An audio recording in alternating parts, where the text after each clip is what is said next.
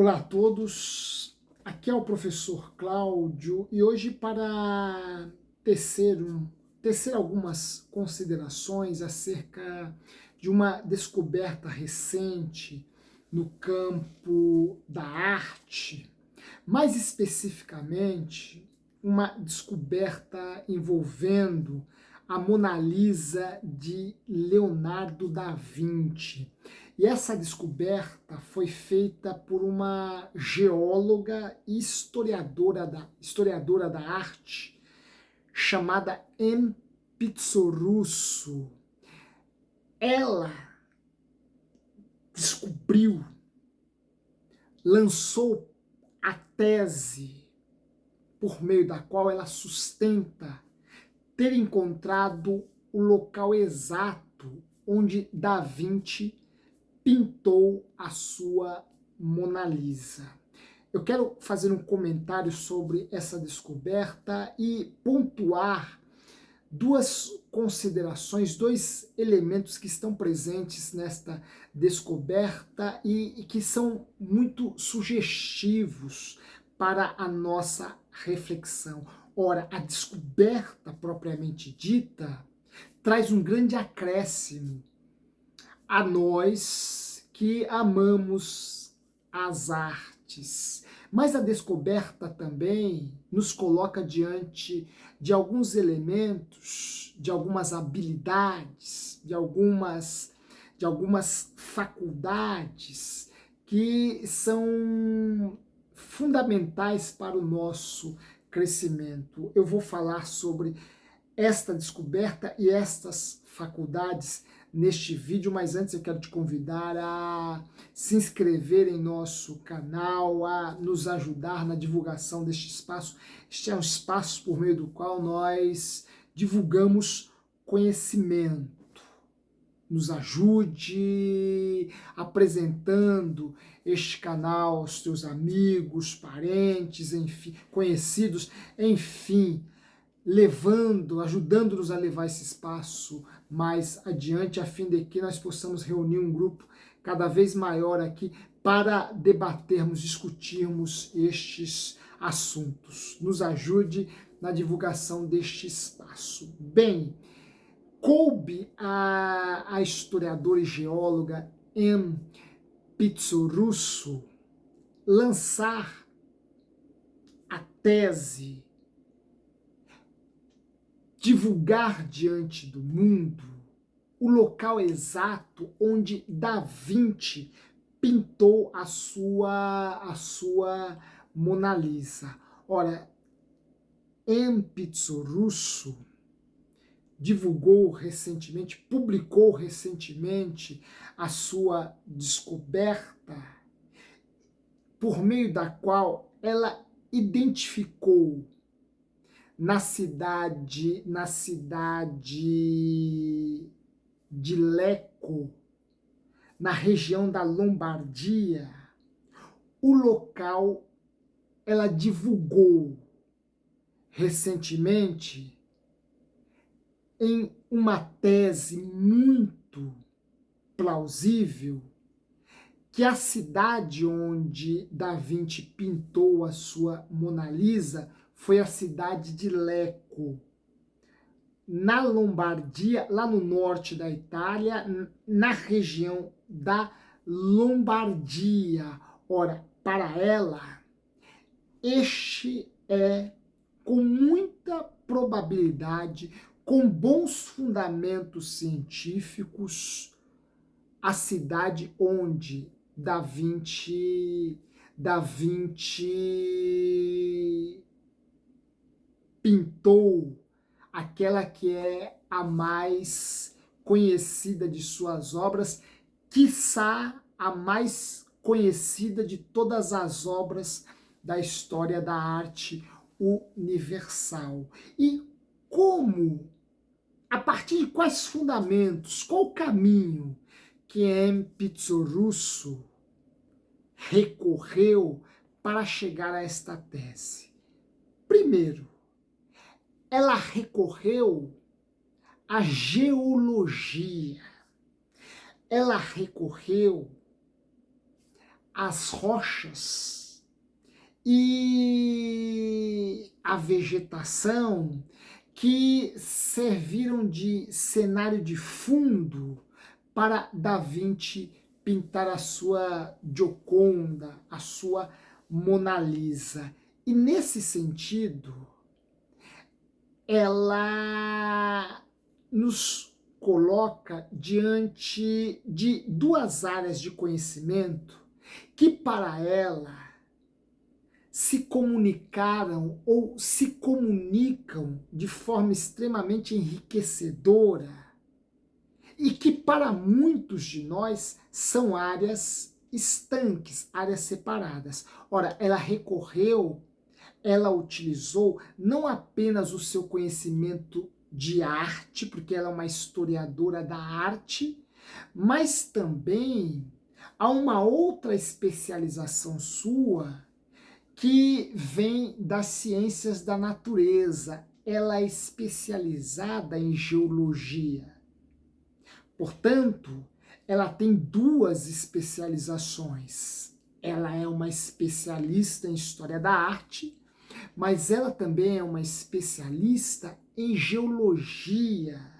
E essa formação que ela possui e que ela empregou para chegar a esta descoberta chamou muito a minha atenção, porque tocou num ponto que para mim é muito caro e que eu procuro defender e cultivar: a necessidade de uma formação interdisciplinar, a necessidade de uma formação ou da formação de um indivíduo pensante, no qual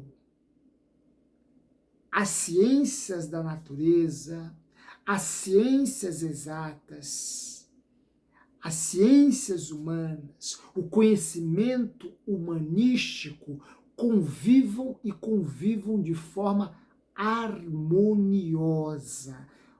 Nós estamos diante de uma pesquisadora que consegue transitar no campo da arte ou no campo das humanas com a mesma fluidez, com a mesma fluência que ela transita no campo das ciências naturais, no campo da geologia. Esta facilidade, esta capacidade de fazer comunicar áreas que para muita gente, para muito estudante, para muito pesquisador, para muito intelectual, são áreas incomunicáveis. Esta relação entre humanas e exatas, entre história da arte e geologia, ciência da natureza, chamou muito a minha atenção, porque ela me reporta a um modelo de pensador, a um modelo de intelectual que tem se tornado cada vez mais raro dentre nós. O intelectual que consegue percorrer diversos campos do conhecimento, intelectual que praticamente já não existe mais na academia. Ora, esta academia que procurou organizar o seu currículo, organizar as áreas do conhecimento de forma isoladas, de forma departamentalizadas, de forma incomunicáveis. Ora, organização curricular esta que a academia herdou da concepção curricular germânica, porque foram os alemães os idealizadores dessas especializações rigorosas, dessa separação de áreas do conhecimento e separação dentro, até mesmo dentro de uma determinada área do conhecimento e que praticamente inviabiliza uma comunicação, a comunicação de uma área com outras. Ora, este modelo de intelectual germanizado, este modelo de pensador germanizado, é uma clara ruptura com o modelo de pensador clássico, com o modelo de pensador clássico, como clássico era um Aristóteles, em cuja cabeça a poesia convivia perfeitamente com a física. A psicologia convivia perfeitamente com a botânica.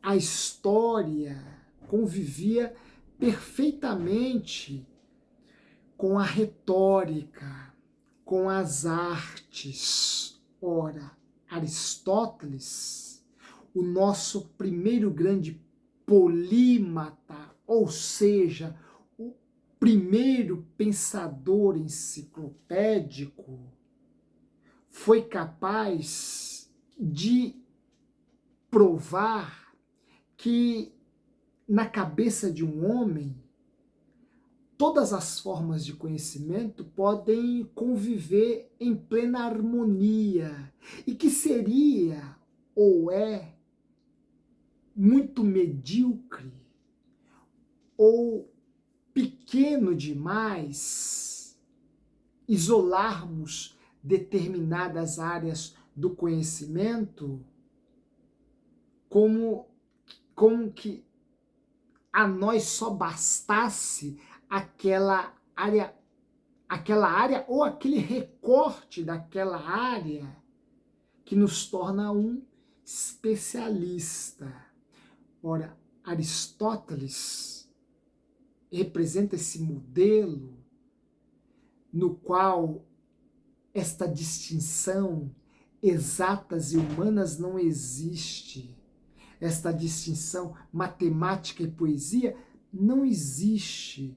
O que existe é o conhecimento expresso nas mais diversas linguagens. Linguagens que, se forem bem empregadas, que se forem lidas com sensibilidade e sutileza, servem como uma forma de diálogo e acréscimo a outras linguagens. Nós vemos isso nesta pesquisadora, que foi capaz de conciliar história da arte e geologia, uma formação humanística com uma formação científica, a tal ponto de colocarem as duas a serviço de um só objetivo: identificar o local onde Da Vinci pintou a sua Mona Lisa. E ela praticamente propôs uma tese, uma hipótese muito bem fundamentada, que provavelmente pôs fim a esta discussão, pôs fim a esta inquietação. Ela praticamente deu a palavra derradeira acerca do local onde Da Vinci pintou a sua Mona Lisa. E um segundo elemento que ela empregou foi desviar o seu olhar do ponto para onde todos os historiadores que se propuseram chegar à mesma descoberta olhavam. Todos os historiadores, até Empitz Russo, olhavam para a ponte que está presente na Mona Lisa de Da Vinci. Ora, em Pizzorusso foi um pouco mais longe. Ela não se centrou, se limitou apenas à ponte. Ela procurou olhar o cenário em seu conjunto, em sua totalidade. E aí ela conseguiu elementos mais sólidos que sinalizassem para o local exato onde Da Vinci teria pintado a sua Mona Lisa. Ora, ela passou a considerar as rochas e as vegetações que estão no fundo da pintura de Da Vinci. Ora, ela considerou também a ponte, mas a ponte, ela afirma, não basta ou não bastaria, porque pontes no norte da Itália é o que mais tem. Toda cidade, praticamente no norte da Itália, tem uma ponte. Então, seria impossível afirmar com exatidão onde Da Vinci, em que cidade Da Vinci teria pintado a sua Mona Lisa, tendo como referencial apenas a ponte. Era preciso olhar, buscar outros elementos que sinalizassem com mais precisão para o local exato. Foi isso que ela fez. Ela procurou, como geóloga que é, estudar, considerar, olhar com maior atenção para as rochas, para a vegetação. E nisso Da Vinci ajudou e ajudou bastante, porque Da Vinci representava com tanta precisão, com tanta exatidão, rochas e vegetais, que ela, em Pizzorusso, chegou mesmo a afirmar que Da Vinci foi o pai da geologia. Da Vinci foi quem criou a geologia, de tal modo que ela é capaz de olhar para a Mona Lisa, para o cenário de fundo da Mona Lisa, e ver a cidade de Lecco com as suas rochas e vegetações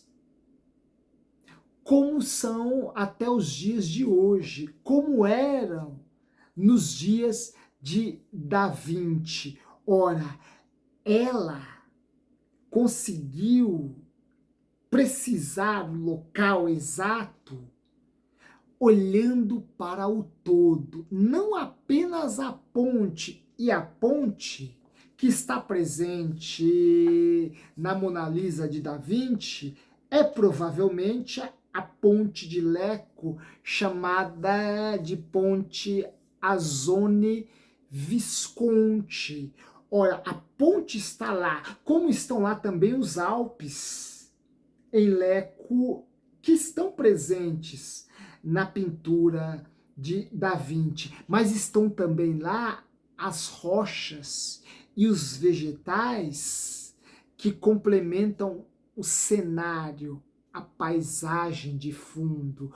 Ora, lá estavam não apenas a ponte Azone Visconti, mas também os Alpes, mas também os vegetais, mas também as rochas. Ora, Pizzorusso buscou desviar o seu olhar de um ponto apenas e buscar outros, a fim de que ela pudesse identificar o local exato onde Da Vinci pintou a sua Mona Lisa. Ela nos colocou diante da importância de um olhar mais amplo, de um olhar mais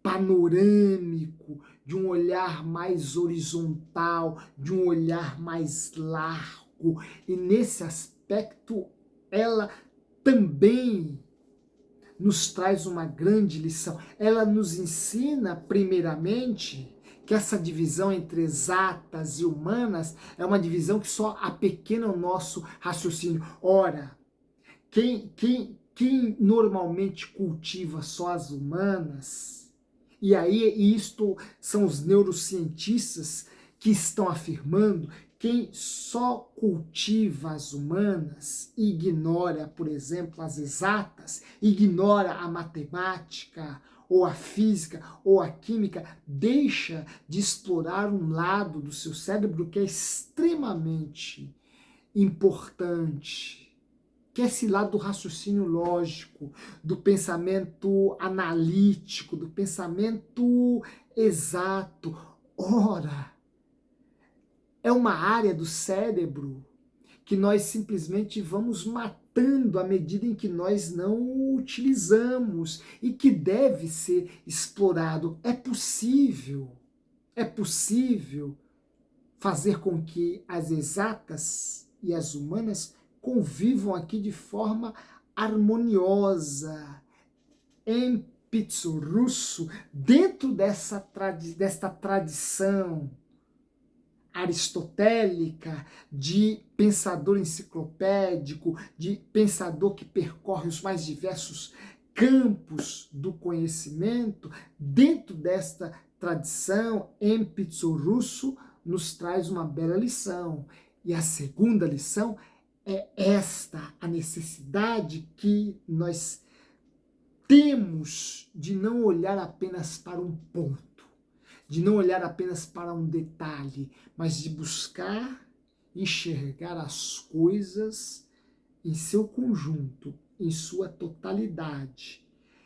Enxergar aquilo que ninguém mais está vendo, porque todo mundo está focado apenas num ponto. Ora, esta visão de conjunto, esse olhar mais horizontal, mais dilatado, mais amplo, é o olhar que nos falta, principalmente hoje, quando estamos tão presos aos nossos pontos de vista particulares, que sequer abrimos os nossos ouvidos para ouvir outros, sequer abrimos os nossos olhos para olhar outros.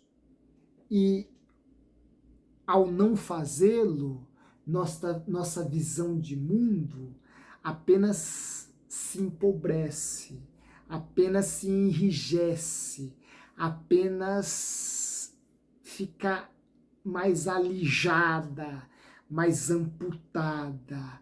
Ora, que nós possamos nos inspirar nesta historiadora, nesta geóloga e historiadora, e passar a enxergar aquilo que ninguém ou a maioria se nega a ver. Às vezes, o que buscamos está ali.